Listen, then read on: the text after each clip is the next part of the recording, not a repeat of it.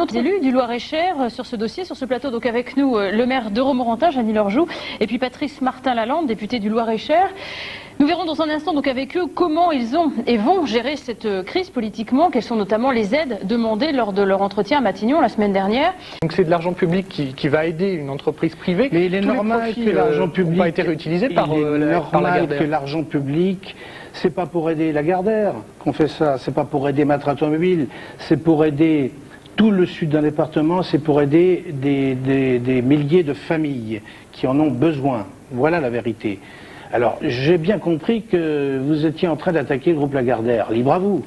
Moi, ce qui m'intéresse... Non, on se demande pourquoi les milliards de profits faits par le groupe Lagardère avec l'espace n'ont pas été intégralement réinvestis dans l'usine. Vous demandez à Jean-Luc Lagardère, pas à Jeannie Lorjou, qui n'est que maire de Romorantin. Et du coup, c'est de l'argent public qui va aider l'usine. Vous m'avez déjà posé la question. Je vous ai dit que ce qui m'intéresse, moi, c'est qu'il existe encore demain une activité industrielle et que des gens continuent à travailler du fruit de leur labeur. C'est ça qui m'intéresse.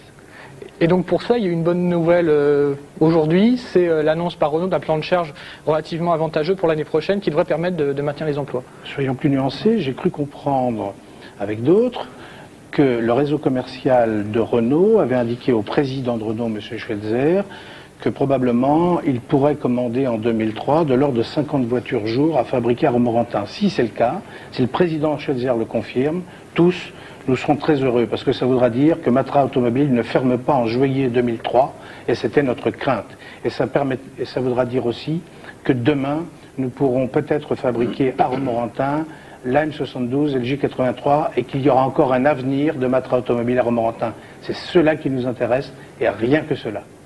Alors, Monsieur Martin-Lalande, le plan de charge assez généreux fixé par Renault, est-ce que c'est l'effet de votre visite à Matignon, vous pensez?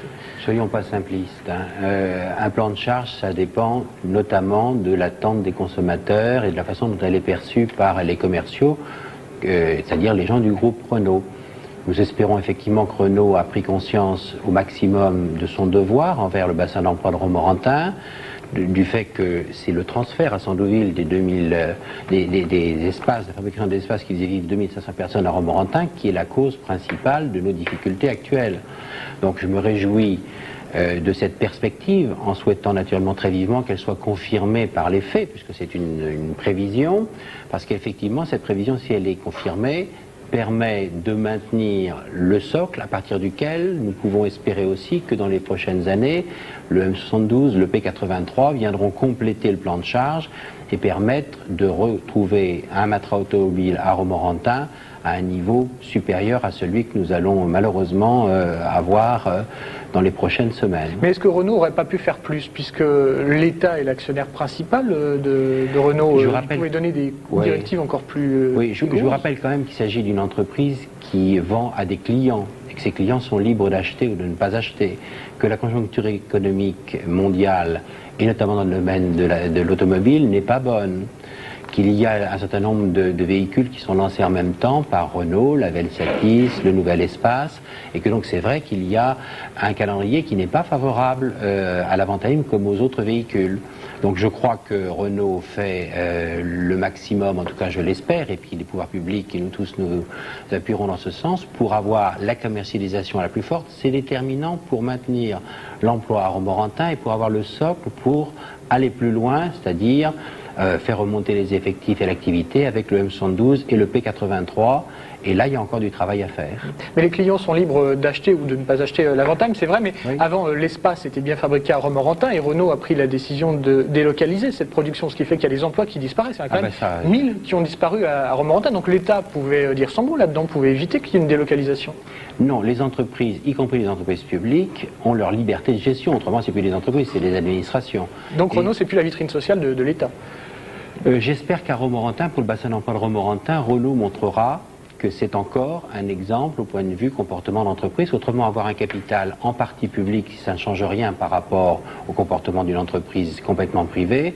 Ça justifie véritablement la privatisation complète de Renault. Or, pour l'instant, il y a encore du capital public. Donc nous attendons Renault plus qu'une entreprise normale. Même vous dites l'exemple, il y a quand même 1000 emplois qui viennent de disparaître. Oui, c'est vrai. Vous savez qu'il y en a 900 qui viennent de disparaître aussi à Sandouville. Tout cela est naturellement dramatique. Et nous le regrettons, nous espérons rapidement que et le groupe Lagardère et Renault vont pouvoir aussi apporter un complément d'emploi sur le bassin de Romorantin. Il faut qu'à l'intérieur des deux groupes, les créations qui vont se faire dans les prochaines années d'emplois nouveaux, on regarde d'abord si ça ne peut pas être fait dans le bassin d'emploi de Romorantin.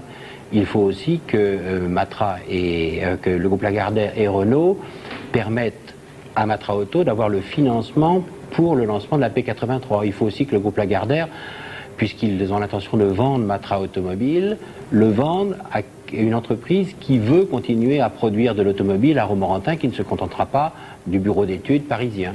Tout cela sont des conditions sur lesquelles nous veillerons collectivement pour qu'elles soient le mieux possible remplies. Et sur le rôle de l'État, justement, en ce moment, il y a une cinquantaine d'emplois qui sont en discussion, qui pourraient être sauvés. L'idée est éventuellement de passer les heures de travail de 35 à 32 heures par semaine.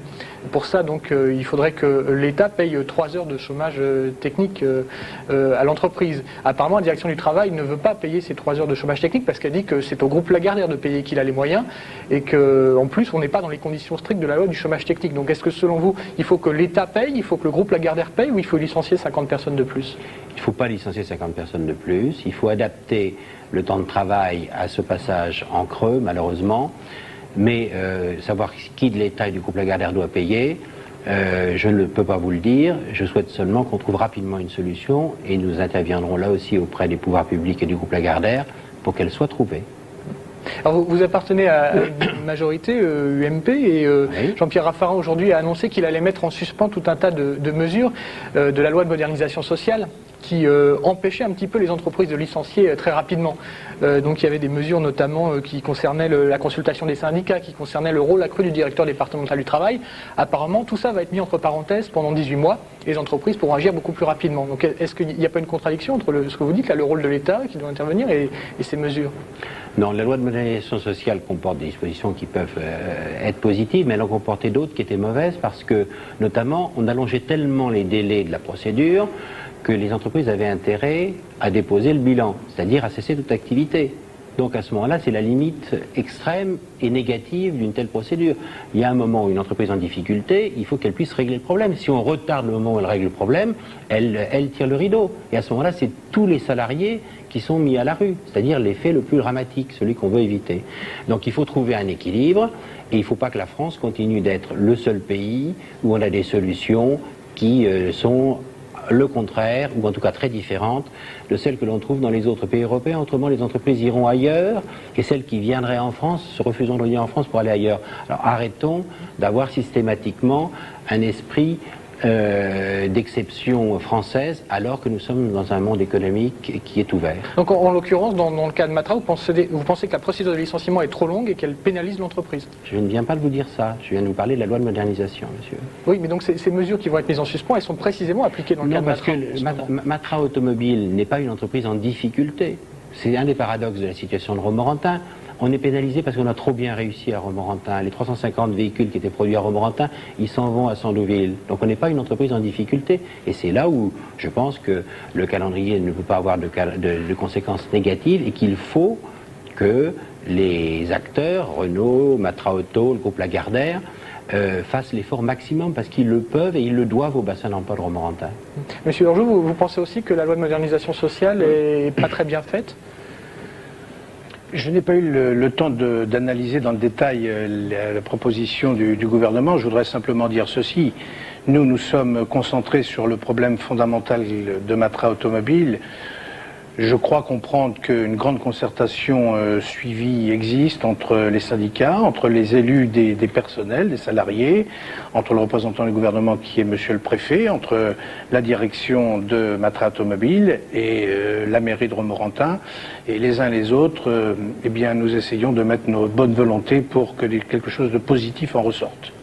Mais vous pensez qu'il faut aider les entreprises à licencier plus vite Mais non, je ne suis pas pour aider les entreprises à licencier plus vite. C'est ça qui va être fait, hein. C'est ça le sens de moi, je suis pour qu'on garde le maximum d'emplois quand on me dit qu'on en détruit, et je suis pour en créer, et d'ailleurs c'est ce que je fais avec Roma, mon agence de développement, pour les années qui viennent, pour essayer de trouver d'autres jobs à des gars qui ont perdu leur boulot. Voilà ce que je fais tous les jours. Donc ça veut dire que tous les deux, en l'occurrence, vous pensez que la politique a encore un rôle à jouer par rapport à ces conflits sociaux. Les entreprises ne font pas exactement ce qu'elles veulent. Sur le terrain, on fait ce qu'on peut. Alors après, on peut juger tel ou tel projet de loi, mais pour l'instant, on est dans l'urgence. Et l'urgence, c'est de sauver un maximum de familles et notre économie locale. Et c'est ce qu'on fait.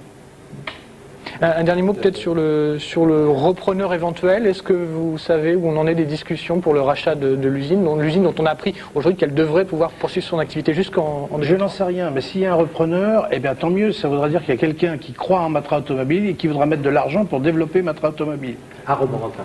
Naturellement. À Romorantin, Lanthenay. Apparemment, il n'y aura pas un seul repreneur. Ça pourrait être plusieurs partenaires. Je n'en sais rien du tout. J'espère que Jean-Luc Lagardère nous en fera part lorsqu'il le souhaitera. Mais vous ne pensez pas qu'on annonce l'arrivée éventuelle d'un repreneur pour calmer la situation sociale de l'usine? Mais non, un repreneur ne vient pas pour calmer. Un repreneur qui met des billes financières, qui met son argent comme un entrepreneur privé, c'est parce qu'à terme, il pense qu'il va gagner de l'argent. Donc on n'investit pas pour calmer une situation, on investit pour un jour penser qu'on va gagner de l'argent. Bon, on aura le temps de reparler de tout ça sans doute la semaine prochaine. Je vous rappelle que jeudi prochain, nous serons en direct depuis Romorantin pour des éditions spéciales toute la journée, le 12-14 et aussi le 19-20 régional. Absolument.